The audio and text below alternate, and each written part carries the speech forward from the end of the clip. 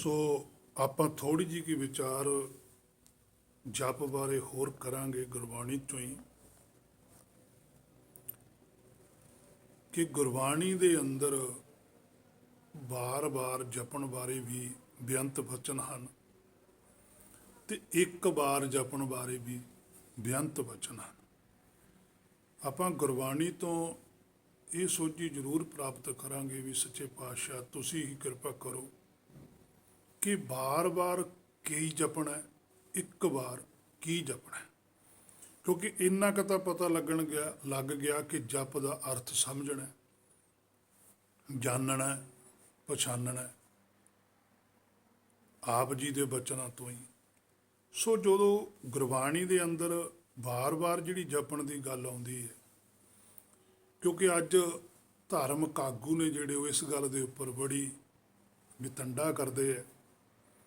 ਕੋਈ ਕਹਿੰਦਾ ਵੀ ਵਾਰ-ਵਾਰ ਨਹੀਂ ਜਪਣਾ ਚਾਹੀਦਾ, ਇਹ ਤੋਤਾ ਰਟਣਾ ਹੈ। ਕੋਈ ਕਹਿੰਦੇ ਆ ਵੀ ਇੱਕ ਵਾਰੀ ਜਪੋ ਬਸ ਗਿਆਨ ਪ੍ਰਾਪਤ ਕਰੋ। ਹਰ ਇੱਕ ਨੇ ਆਪੋ ਆਪਣੇ ਹਿਸਾਬ ਨਾਲ ਦੱਸਿਆ ਗਿਆ।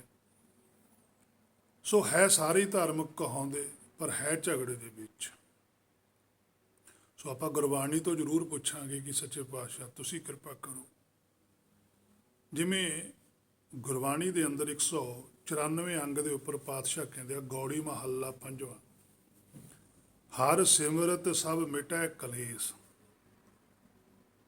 ਚਰਨ ਕਮਲ ਮਨ ਮਹਿ ਪ੍ਰਵੇਸ਼। ਨਾਲ ਦੀ ਨਾਲ ਪਾਤਸ਼ਾਹ ਦੱਸਦੇ ਆ, ਕਿਉਂਕਿ ਪਾਤਸ਼ਾਹੀਆਂ ਦੀ ਵੀ ਉਸ ਵੇਲੇ ਜਿਹੜੇ ਧਰਮ ਦੇ ਆਗੂ ਸੀ ਉਹਨਾਂ ਨਾਲ ਵਿਚਾਰ ਹੁੰਦੀ ਸੀ ਕਿ ਅਸਲੀਅਤ ਕੀ ਹੈ, ਤੁਸੀਂ ਧਰਮ ਦੇ ਆਗੂ ਕਰਦੇ ਕੀ ਹੋ।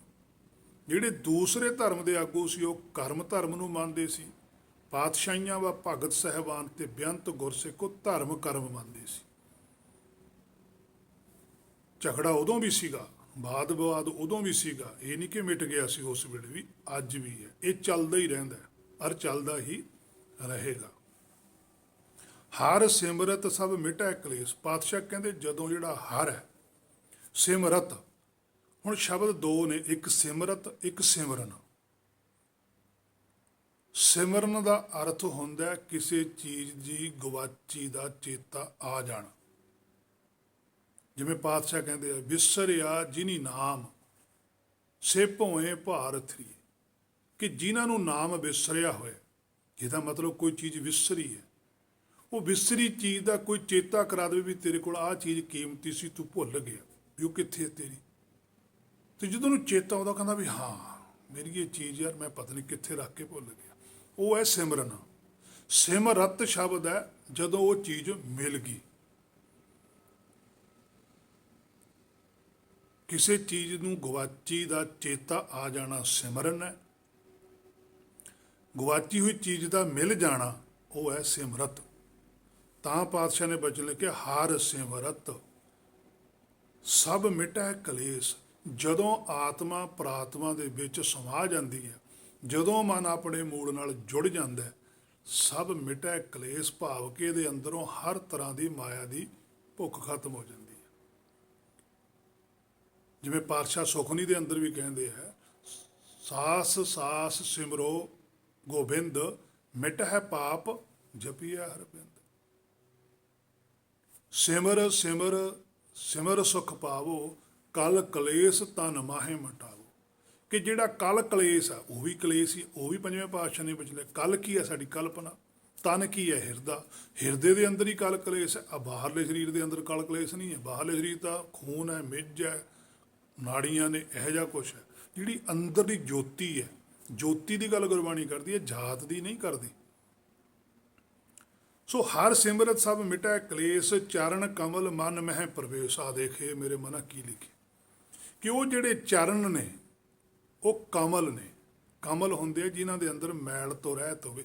ਚਰਨ ਹੁੰਦਾ ਗੁਣ, ਕਿ ਉਹ ਗੁਣ ਜਦੋਂ ਜਿਹੜੇ ਮੈਲ ਤੋਂ ਰਹਿਤ ਗੁਣ ਨੇ, ਭਾਵ ਕਿ ਜਦੋਂ ਗੁਰਮੁਖ ਦੇ ਅੰਦਰ ਆਤਮਾ ਪ੍ਰਾਤਮਾ ਇੱਕ ਹੁੰਦੀਆਂ ਨੇ, ਤਾਂ ਜਿਹੜਾ ਸ਼ਬਦ ਹੈ, ਜਿਹੜੀ ਗੁਰਬਾਣੀ ਤੋਂ ਸੋਝੀ ਆਉਣੀ ਆ, ਉਹ ਕਲਪਨਾ ਤੋਂ ਰਹਿਤ ਕਰ ਦਿੰਦੀ ਆ, ਮੈਲ ਤੋਂ ਰਹਿਤ ਕਰ ਦਿੰਦੀ ਹੈ। ਨਾ ਕੋਈ ਵੈਰੀ ਨਹੀਂ ਬਿਗਾਨਾ, ਸਗਲ ਸੰਗ ਹਮ ਕੋ ਬਨ ਆਈ। ਸਤਿਗੁਰ ਸਭਨਾ ਦਾ ਭਲਾ ਮਨਾਏਦਾ, ਤਿਸ ਦਾ ਬੁਰਾ ਕਿਉਂ। ਆਹ ਦ੍ਰਿਸ਼ਟੀ ਬਣ ਜਾਂਦੀ ਹੈ। ਇਹ ਹੈ ਚਰਨ ਕਮਲ।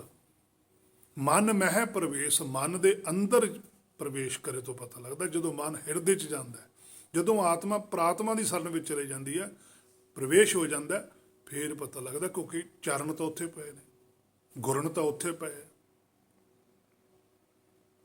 ਉਚਰਹੁ ਰਾਮ ਨਾਮ ਲਖ ਵਾਰੀ, ਕਹਿੰਦੇ ਉਚਰਹੁ ਰਾਮ, ਕਿ ਜਿਹੜਾ ਰਾਮ ਤੁਹਾਡੇ ਹਿਰਦੇ 'ਚੋਂ ਬੈਠਾ ਬੋਲਦਾ, ਉਚਾਰਨ ਕੁਛ ਕਰਦਾ ਹੈ ਰਾਮ, ਲੱਖ ਵਾਰੀ, ਕਹਿੰਦੇ ਆ ਵਾਰੀ ਹੈ ਤੁਹਾਡੇ ਕੋਲ ਉਹਨੂੰ ਸਮਝਣ ਦੀ। ਲੱਖ ਦਾ ਅਰਥ ਨਾ ਸਮਝਣਾ, ਇਹ ਨਹੀਂ ਕਿ ਰਾਮ ਰਾਮ ਲੱਖਾਂ ਵਾਰੀ ਉਚਾਰਨ ਕਰੋ ਜਾਂ ਲੱਖ ਵਾਰੀ ਉਚਾਰਨ ਕਰੋ। ਗੁਰਬਾਣੀ ਤਾਂ ਕਹਿੰਦੀ ਸਾਸ ਸਾਸ ਸਿਮਰੋ ਗੋਬਿੰਦ, ਫਿਰ ਹੁਣ ਸਵਾਸ ਸਵਾਸ ਗੋਬਿੰਦ ਗੋਬਿੰਦ ਕਰਨਾ ਕਿਤੇ। ਭਾਵ ਕਿ ਉਨਾ ਚਿਰ ਉਹਦੀ ਹੁਕਮ 'ਚ ਰਹਿਣਾ, ਉਨਾ ਚਿਰ ਰਜਾ 'ਚ ਰਹਿਣਾ ਗੋਬਿੰਦ ਦੇ, ਜਿੰਨਾ ਚਿਰ ਸਰੀਰ 'ਚ ਸਾਸ ਚੱਲਦਾ। ਅਸੀਂ ਇਸ ਪੰਕਤੀ ਦਾ ਵੀ ਨਜਾਇਜ਼ ਫਾਇਦਾ ਠਾਲ ਲਿਆ। ਅਸੀਂ ਸਵਾਸ ਸਵਾਸ ਨਾਲ ਵਾਹਿਗੁਰੂ ਵਾਹਿਗੁਰੂ ਕਰਨ ਲੱਗ ਗਏ। ਫਿਰ ਸਾਹ ਤਾਂ ਰਾਤ ਨੂੰ ਵੀ ਆਉਂਦੇ ਆ। ਫਿਰ ਜਿਹੜਾ ਬੱਚਾ ਹੁੰਦਾ ਛੋਟਾ, ਉਹਨੂੰ ਵੀ ਸਵਾਸ ਆਉਂਦੇ, ਫਿਰ ਉਹਦੇ ਸਵਾਸ ਕਿੱਥੇ ਜਾਣਗੇ। ਇਸ ਤਰ੍ਹਾਂ ਗੁਰਬਾਣੀ ਲਾਗੂ ਨਹੀਂ ਹੁੰਦੀ ਕਿ ਜਿੰਨਾ ਚਿਰ ਤੇਰੇ ਅੰਦਰ ਸਾਹ ਸਰੀਰ 'ਚ ਚੱਲਦਾ, ਉਨਾ ਚਿਰ ਆਪਣੇ ਗੋਬਿੰਦ ਦੀ ਸ਼ਰਨ ਵਿੱਚ ਰਹਿ, ਉਨਾ ਚਿਰ ਉਹਦੀ ਰਜਾ 'ਚ ਰਹਿ, ਉਹਦੇ ਭਾਣੇ 'ਚੋਂ ਬਾਹਰ ਨਾ ਜਾ, ਉਹਦੇ ਹੁਕਮ ਨੂੰ ਸਵੀਕਾਰ ਕਰ। ਤਾਂ ਪਾਤਸ਼ਾਹ ਨੇ ਲਿਖਿਆ ਉਚਰਹੁ ਰਾਮ, ਜਿਹੜਾ ਰਾਮ ਉਚਾਰਨ ਕਰਦਾ ਉਹ ਕੀ ਕਰਦਾ? ਨਾਮ ਕਰਦਾ, ਉਹ ਹੁਕਮ ਕਰਦਾ ਸਾਨੂੰ। ਲੱਖ ਵਾਰੀ, ਕਹਿੰਦੇ ਉਹਨੂੰ ਸਮਝ। ਆਹ ਬਾਰੀ ਹੈ ਤੇਰੇ ਕੋਲ ਮਨੁੱਖਾ ਤਨ, ਭਈ ਪ੍ਰਾਪਤ ਮਾਨੁਖ ਦੇ ਹੁਰੀਆ, ਗੋਬਿੰਦ ਮਿਲਣ ਕੀ ਇਹ ਤੇਰੀ ਵਰੀਆ। ਜੇ ਤੂੰ ਉਸ ਤਰ੍ਹਾਂ ਕਰਨ ਲੱਗ ਜਵੇਂ ਤਾਂ ਪਾਤਸ਼ਾਹ ਕਹਿੰਦੇ ਰਿਜ਼ਲਟ ਕੀ ਆਊਗਾ? ਅੰਮ੍ਰਿਤ ਰਸ ਪੀਵੋ ਪ੍ਰਭ ਪਿਆਰੀ। ਕਹਿੰਦੇ ਫਿਰ ਉਹਦਾ ਜਿਹੜਾ ਨਾਮ ਹੈ, ਹੁਕਮ ਹੈ ਜਿਹੜਾ, ਉਹ ਅੰਮ੍ਰਿਤ ਹੈ। ਉਹ ਤੇਰੇ ਅੰਦਰ ਜਿਹੜਾ ਮ੍ਰਿਤਿਉ ਦਾ ਭੈ ਹੈ, ਮਾਇਆ ਦਾ ਜਿਹੜਾ ਤੇਰੇ ਅੰਦਰ ਡਰ ਹੈ, ਉਹ ਚੱਕਿਆ ਜਾਊਗਾ। ਰਸ ਪੀਵੋ, ਫੇਰ ਰਸ ਆਉਣਾ ਤੈਨੂੰ, ਭਾਵ ਕਿ ਹੁਕਮ ਦੀ ਪੂਰੀ ਸੋਝੀ ਆ ਜਾਣੀ ਹੈ। ਪ੍ਰਭ ਪਿਆਰੀ ਬੁੱਧੀ ਨੂੰ ਆਖਿਆ, ਜੀਵ ਨੂੰ ਆਖਿਆ। ਇਸੇ ਕਰੀ 295 ਅੰਗ ਉੱਪਰ ਉਹੀ ਸੁਖਨੀ ਦੇ ਵਿੱਚ ਪਾਤਸ਼ਾਹ ਕਹਿੰਦੇ ਸਾਸ ਸਾਸ ਸਿਮਰ ਹੋ। ਦੇਖੋ ਸਿਮਰ ਹੋ ਸ਼ਬਦ ਹੈ ਕਿ ਲਗਾਤਾਰ ਚੇਤਾ ਰੱਖੋ ਇਸ ਗੱਲ ਦਾ, ਲਗਾਤਾਰ ਜੁੜੇ ਰਹੋ ਗੋਬਿੰਦ ਨਾਲ। ਗੋਬਿੰਦ ਦੋ ਸ਼ਬਦਾਂ ਦਾ ਸੰਧੀ ਛੇਦ ਹੈ। ਗੋ ਹੁੰਦੀ ਹੈ ਬੁੱਧੀ ਜੀਵ, ਬਿੰਦ ਹੁੰਦਾ ਮੂਲ। ਮਨ ਅੰਤਰ ਕੀ ਉਤਰੈ ਚਿੰਤ, ਕਹਿੰਦੇ ਜਿਹੜਾ ਮਨ ਅੰਤਰ ਹੈ, ਮਨ ਦੇ ਅੰਦਰ ਹੈ, ਜਿੱਥੇ ਚਿੰਤਾ ਪਈ ਹੈ, ਜਿੱਥੇ ਕਲਪਨਾ ਪਈ ਹੈ, ਉਹ ਦੂਰ ਹੋ ਜਾਂਦੀ ਹੈ। ਪਾਤਸ਼ਾਹ ਕਹਿੰਦੇ 498 ਅੰਗ ਦੇ ਉੱਪਰ ਵੀ ਦਿਨ ਰਾਤੀ ਆਰਾਧੋ ਪਿਆਰੇ, ਨਿਮਕ ਨਾ ਕੀਜੈ ਟੀਲਾ। ਹੁਣ ਦੇਖੋ ਇੱਥੇ ਦਿਨ ਰਾਤੀ ਲਿਖੇ। ਹੁਣ ਦਿਨ ਰਾਤੀ ਭਾਵ ਕਿ ਦਿਨ ਰਾਤ। ਦਿਨ ਰਾਤੀ ਕਹਿੰਦੇ ਜਿਹੜੀ ਤੇਰੇ ਅੰਦਰ ਰਾਤ ਆ ਨਾ, ਅਗਿਆਨਤਾ, ਉਹਨੂੰ ਦੂਰ ਕਰਕੇ ਦਿਨ ਚੜਾ। ਗੁਰਬਾਣੀ ਇਸ ਜੱਗ ਮਹਿ ਚਾਨਣ, ਆਰਾਧ ਹੋ, ਉਹਦੀ ਆਰਾਧਨਾ ਹੀ ਕੀਤੀ ਜਾਂਦੀ ਹੈ। ਆਰਾਧਨਾ ਉਦੋਂ ਕੀਤੀ, ਉਹ ਕਰ ਸਕਦਾ ਜਿਹਨੇ ਆਪਣਾ ਆਪਾ ਗਵਾਇਆ। ਜਿਵੇਂ ਕੋਈ ਭਿਖਾਰੀ ਆ ਕੇ ਸਾਡੇ ਦਰ ਦੇ ਉੱਪਰ ਮੰਗਦਾ, ਉਹ ਸੰਸਾਰੀ ਤੌਰ ਤੇ ਇੰਝ ਸਮਝ ਲਓ ਵੀ ਉਹ ਆਰਾਧਨਾ ਕਰਦਾ, ਕਿਉਂਕਿ ਆਪਣਾ ਆਪਾ ਗਵਾ ਕੇ ਮੰਗ ਰਿਹਾ। ਹੁਣ ਗਾਹਾਂ ਸਾਡੀ ਮਰਜ਼ੀ ਦੇਣਾ ਜਾਂ ਨਾ ਦੇਣਾ। ਕਈ ਵਾਰ ਅਸੀਂ ਉਹਨੂੰ ਝਿੜਕਾਂ ਵੀ ਦੇ ਦਿੰਦੇ ਹਾਂ, ਮੰਦਾ ਚੰਗਾ ਵੀ ਬੋਲ ਦਿੰਦੇ ਹਾਂ, ਪਰ ਪਰਮੇਸ਼ਰ ਤਾਂ ਚਲੋ ਇਸ ਤਰ੍ਹਾਂ ਨਹੀਂ ਕਰਦਾ। ਪਰਮੇਸ਼ਰ ਦਾ ਤਾਂ ਬਿਰਧ ਹੈ ਵੀ ਜਿਹੜਾ ਆਰਾਧਨਾ ਕਰਨ ਚਲੇਗਾ ਉਹਨੂੰ ਨਾਮ ਦੇ ਦਿੰਦਾ ਹੈ। ਆਰਾਧਨਾ ਆਰਾਧਨ ਨੀਕਾ, ਹਰ ਹਰ ਨਾਮ ਆਰਾਧਨਾ।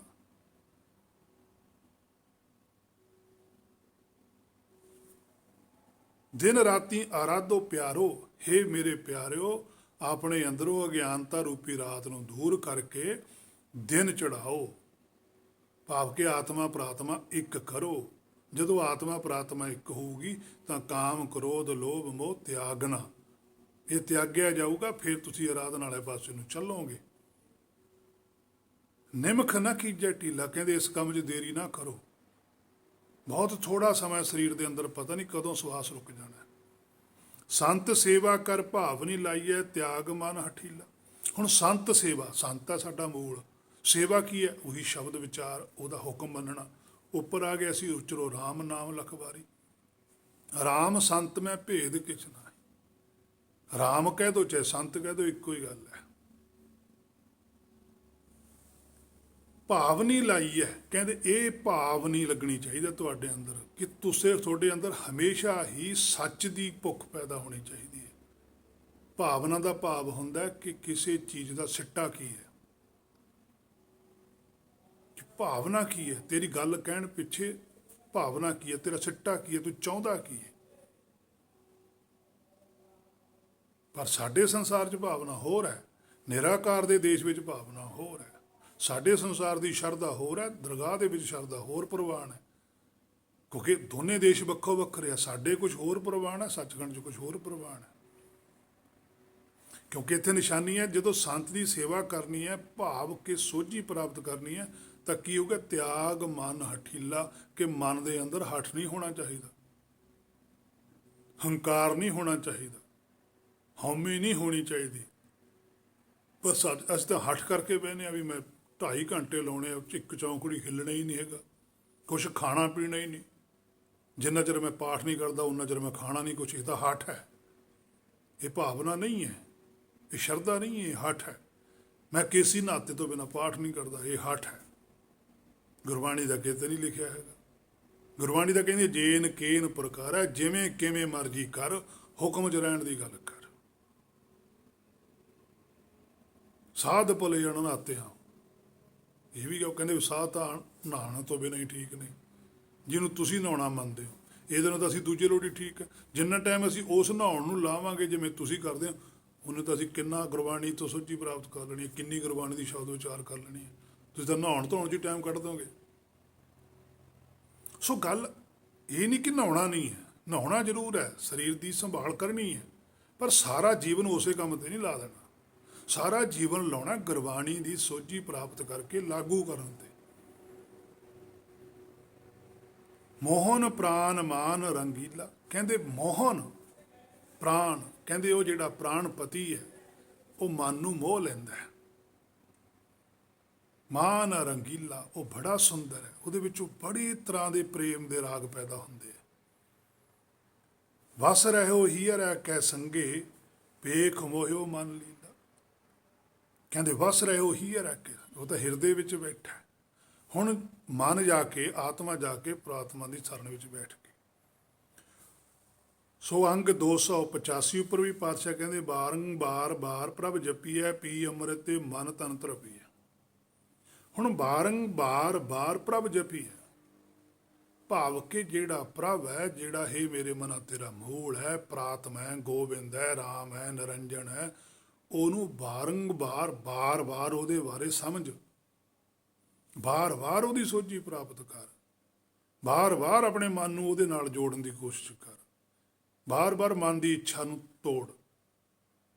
ਜਪੀ ਐ ਸ਼ਬਦ ਹੈ ਕਿ ਲਗਾਤਾਰ ਸੋਝੀ ਪ੍ਰਾਪਤ ਕਰਦਾ ਰਹਿ।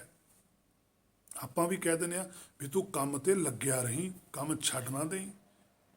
ਜੀ ਅੱਜ ਤੈਨੂੰ 4 ਪੈਸੇ ਮਿਲਦੇ ਆ, ਕੱਲ ਨੂੰ 8 ਗੁਣਾ ਵੀ ਮਿਲ ਜਾਣਗੇ। ਕੰਮ ਬਹੁਤ ਵਧੀਆ, ਅੱਗੇ ਜਾ ਕੇ ਇਸ ਕੰਮ ਦਾ ਬੜਾ ਵਾਧਾ ਹੋਣਾ। ਇਸੇ ਤਰ੍ਹਾਂ ਹੀ ਗੁਰਮੁਖ ਕਿਸੇ ਨਾਲ ਵਿਚਾਰ ਜਦੋਂ ਕਰਦੇ, ਉਹ ਕਹਿੰਦੇ ਮਨ ਨੂੰ ਮਾਇਆ 'ਚ ਰੋਕੀ ਰੱਖੀ। ਜਿੰਨਾ ਤੂੰ ਰੋਕੇਗਾ ਉਨਾ ਹੀ ਤੈਨੂੰ ਬ੍ਰਹਮ ਦੀ ਸੋਝੀ ਆਉਂਦੀ ਚਲੀ ਜਾਣੀ ਹੈ। ਇੱਕ ਦਿਨ ਤੂੰ ਸਵੈਮ ਹੀ ਬ੍ਰਹਮ ਦਾ ਸਰੂਪ ਆਪ ਹੀ ਬਣ ਜਾਏਗਾ, ਪਰ ਤੂੰ ਲੱਗਿਆ ਰਹੀ, ਛੱਡ ਨਾ ਦੇ। ਤਾਂ ਪਾਤਸ਼ਾਹ ਨੇ ਲਿਖਿਆ ਵਾਰੰਗਵਾਰ ਬਾਰ ਪ੍ਰਭ ਜਪੀਐ। ਪਹਿਲਾ ਵਾਰੰਗ ਸ਼ਬਦ ਹੈ ਕਿ ਆਹ ਵਾਰੀ ਹੈ ਤੇਰੇ ਕੋਲ ਵਾਰ-ਵਾਰ ਜਪਣ ਦੀ, ਭਾਵ ਕਿ ਬਾਰ-ਬਾਰ ਸਮਝਦੇ ਰਹਿਣਾ। ਜਿਹੜਾ ਹੁਸ਼ਿਆਰ ਬੱਚਾ ਹੁੰਦਾ ਵਾਰ-ਵਾਰ ਟੀਚਰ ਤੋਂ ਸਮਝਦਾ ਰਹਿੰਦਾ ਵੀ ਸਰ ਆਹ ਦੱਸਿਓ ਦੁਬਾਰਾ, ਫਿਰ ਸਾਰਾ ਦੱਸਿਓ ਦੁਬਾਰਾ, ਫਿਰ ਕਿ ਮੇਰੇ ਤੋਂ ਕੋਈ ਗਲਤੀ ਨਾ ਹੋ ਜਾਵੇ, ਮੈਂ ਚੰਗੀ ਤਰ੍ਹਾਂ ਸਮਝ ਲਵਾਂ, ਕਿਉਂਕਿ ਪੇਪਰ 'ਚ ਮੈਂ ਲਿਖਣਾ ਹੈ ਕੁਛ। ਇਸੇ ਤਰ੍ਹਾਂ ਗੁਰਬਾਣੀ ਤੋਂ ਬਾਰ-ਬਾਰ ਸਮਝਣਾ ਕਿ ਮਨ ਕਿਤੇ ਮਾਇਆ 'ਚ ਨਾ ਚਲਾ ਜਾਵੇ, ਇਹਨੂੰ ਕੋਈ ਭਰਮ ਨਾ ਘੇਰ ਲਵੇ, ਕੋਈ ਇਹ 'ਤੇ ਅਟੈਕ ਨਾ ਹੋ ਜਾਵੇ। ਕਾਮ, ਕ੍ਰੋਧ, ਲੋਭ, ਮੋਹ, ਹੰਕਾਰ, ਦੁਬਦਾ, ਦਵੈਕ, ਈਰਖਾ ਇਹਨੂੰ ਘੇਰ ਨਾ ਲੈਣ ਕਿਸੇ ਪਾਸੇ। ਪੂਰੇ ਪਾਸਿਓਂ ਸੇਫ ਰਹੇ, ਫਿਰ ਜਾ ਕੇ ਸੂਝੀ ਆਉਂਦੀ ਹੈ।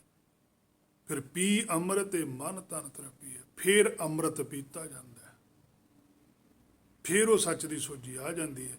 ਇਹ ਮਨ ਤਨ ਤਰਪੀਐ, ਇਹ ਮਨ ਜਾ ਕੇ ਤਨ ਬਾ ਹਿਰਦੇ ਦੇ ਵਿੱਚ ਟਿਕ ਜਾਂਦਾ ਹੈ। ਅੰਗ 679 ਉੱਪਰ ਵੀ ਪਾਤਸ਼ਾਹ ਕਹਿੰਦੇ ਸਿਮਰੋ ਸਿਮਰ ਸਿਮਰ ਸੁਖ ਪਾਵੋ, ਸਾਸ ਸਾਸ ਸੰਭਾਲੇ। ਆ ਦੇਖੇ ਮੇਰੇ ਮਨ ਕੀ ਲਿਖਿਆ, ਸਿਮਰੋ ਸਿਮਰ ਸਿਮਰ ਲੱਗੇ ਰਹੋ, ਚੇਤਾ ਕਰਦੇ ਰਹੋ, ਸੁਖ ਪਾਵੋ। ਕਹਿੰਦੇ ਸੁਖ ਪਾਓਗੇ। ਸਾਸ ਸਾਸ ਸੰਭਾਲੇ, ਕਿ ਜਿਹੜਾ ਹਿਰਦੇ ਦੇ ਅੰਦਰ ਬੈਠਾ ਸਾਹ ਲੈਂਦਾ ਹੈ, ਉਹਦੇ ਨਾਲ ਜੁੜੇ ਰਹੋ। ਕਿਉਂਕਿ ਇਹ ਲੋਕ ਪਰਲੋਕ ਸੰਗ ਸਹਾਈ ਜਤ ਕਤ ਮੋਹਿ ਰਖਵਾਲੇ। ਐਸ ਲੋਕ ਵਿੱਚ ਵੀ ਜਿੰਨਾ ਚਿਰ ਸਰੀਰ ਹੈ, ਪਰਲੋਕ ਵਿੱਚ ਵੀ ਜਦੋਂ ਕੱਲਾ ਹੀ ਜੋਤ ਰਹਿ ਜਾਣੀ ਹੈ, ਸੰਗ ਸਹਾਈ ਉਹਨੇ ਹੀ ਸਹਾਇਤਾ ਕਰਨੀ ਹੈ। ਜਤ ਕਤ ਮੋਹਿ ਰਖਵਾਲੇ, ਆਪਣੀ ਰੱਖਿਆ ਹੁਕਮ ਨਹੀਂ ਕਰਨੀ ਹੈ, ਬਾਣੀ ਨਹੀਂ ਰੱਖਿਆ ਕਰਨੀ ਹੈ, ਨਾਮ ਨਹੀਂ ਰੱਖਿਆ ਕਰਨੀ ਹੈ। ਨਾਮ ਹੀ ਗਾਂ ਤੱਕ ਲੈ ਕੇ ਜਾਂਦਾ। ਅੰਗ 344 ਉੱਪਰ ਵੀ ਪਾਤਸ਼ਾਹ ਕਹਿੰਦੇ ਬਾਰ ਬਾਰ ਹਰ ਕੇ ਗੁਣ ਗਾਵੋ, ਗੁਰਗਮ ਭੇਦ ਸੋ ਹਰ ਕਾ ਪਾਵੋ। ਹੁਣ ਇੱਥੇ ਗੁਣ ਗਾਉਣ ਦੀ ਗੱਲ ਕਰਦੀ, ਉੱਥੇ ਜਪਣ ਦੀ ਗੱਲ ਕਰਦੀ, ਇੱਕੋ ਹੀ ਗੱਲ ਹੈ ਕਿ ਬਾਰ ਬਾਰ ਆ ਸਮਾਂ ਮਨੁੱਖਾ ਤਨ ਦੇ ਅੰਦਰ ਕਿ ਹਰ ਵੇਲੇ ਸਮਝਦਾ ਰਹੇ, ਬਾਰ ਬਾਰ ਗੁਰਬਾਣੀ ਤੋਂ ਪੁੱਛ, ਗੁਰਬਾਣੀ ਤੋਂ ਸਮਝ। ਹਰ ਕੇ ਗੁਣ, ਕਿ ਜਿਹੜਾ ਹਰ ਹੈ, ਮੂਲ ਹੈ, ਉਹਦਾ ਜਿਹੜਾ ਗੁਣ ਹੈ, ਉਹਦੇ ਜਿਹੜੇ ਚਰਨ ਨੇ, ਉਹਨਾਂ ਨੂੰ ਗਾਉਣਾ, ਭਾਵ ਕਿ ਗਾਉਣਾ, ਉਹਦੇ ਰਜਾ 'ਚ ਰਹਿਣਾ, ਉਹਨੂੰ ਸਮਝੀ ਜਾਣਾ। ਗੁਰ ਗਮ ਭੇਦ ਸੋ ਹਰ ਕਾ ਪਾਵੋ, ਗੁਰਮਤਿ ਦੁਆਰਾ, ਗੁਰਬਾਣੀ ਦੁਆਰਾ, ਤੇ ਜਿਹੜਾ ਗਮ ਹੈ, ਗਮਨ ਕਰਨਾ, ਅੱਗੇ ਵਧਣ ਦਾ, ਉਹ ਭੇਦ ਹੈ ਕਿ ਮਨ ਨੂੰ ਮਾਇਆ ਨਾਲ ਕਿਵੇਂ ਜੋੜਨਾ ਤੇ ਮਨ ਨੂੰ ਮਾਇਆ ਨਾਲ ਕਿਵੇਂ ਤੋੜਨਾ। ਮਨ ਨੂੰ ਮਾਇਆ ਨਾਲ ਜੋੜਨਾ ਸੰਸਾਰੀ ਗਮਨ ਹੈ, ਮਨ ਨੂੰ ਮਾਇਆ ਤੋਂ ਜੋੜਨਾ ਨਿਰਾਕਾਰੀ ਗਮਨ ਹੈ। ਹੇ ਮੇਰੇ ਮਨਾ, ਹੁਣ ਤੇਰੀ ਮਰਜ਼ੀ ਹੈ, ਤੂੰ ਸੰਸਾਰੀ ਗਮਨ ਕਰਨਾ ਹੈ ਕਿ ਜਾਂ ਨਿਰਾਕਾਰੀ ਗਮਨ ਕਰਨਾ ਹੈ। ਭੇਦ ਸੋ ਹਰ ਕਾ ਪਾਵੋ, ਇਹੀ ਭੇਦ ਤੂੰ ਪਾਉਣਾ ਹੈ। ਆਪਣੇ ਆਪ ਦਾ ਹੀ ਭੇਦ ਪਾਉਣਾ ਵੀ ਕਿਹੜੀ ਇੱਛਾ ਮਾਇਆ ਚਲੀ ਜਾਂਦੀ ਹੈ, ਕਿਹੜੀ ਇੱਛਾ ਸੱਚਖੰਡ ਵੱਲ ਨੂੰ ਲੈ ਜਾਂਦੀ ਹੈ। ਅੰਗ 479 ਉੱਪਰ ਵੀ ਪਾਤਸ਼ਾਹ ਕਹਿੰਦੇ ਸਹੰਸ ਨਾਮ ਲੈ ਲੈ ਕਰੋ ਸਲਾਮ, ਕੰਠੇ ਮਾਲਾ ਜਿਹਬਾ ਰਾਮ, ਕਹਿਤ ਕਬੀਰ ਰਾਮ ਗੁਣ ਗਾਵੋ, ਹਿੰਦੂ ਤੁਰਕ ਦੋ ਸਮਝਾਵੋ।